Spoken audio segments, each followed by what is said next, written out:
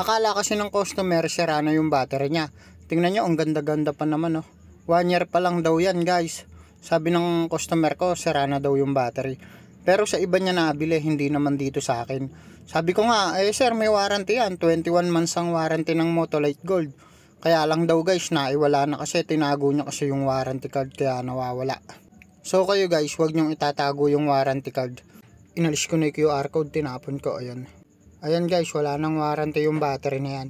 Nakabili na siya ng bago guys, tapos tinrade in na niya tong lumang battery na yan. Akala ni sir, sira na eh. Tingnan nyo guys, ang kinis-kinis pa yun. Tapos sabi niya 1 year pa lang daw yung battery. So ayan guys, 12.4 pa yung karga. Base sa kwento ni sir, 1 year pa lang yung battery. Kapag kasi 1 year pa lang yung battery, may posibilidad na buo pa talaga yung battery. So doon tayo nagbe-base sa kwento ni sir na sa 1 year pa lang daw yung battery na to. Ngayon, gamit yung battery analyzer na to na kailangan mo rin to, bumili ka na rin nito. Iseset lang natin sa AH, ayan. Tapos guys, iseset natin siya sa 45 AH kasi ang size ng battery na to NS60. Yun ang ginagawa ko guys, sineset ko lang sa 45 AH kapag NS60 yung battery. Ito naman yung ibang size, ayan.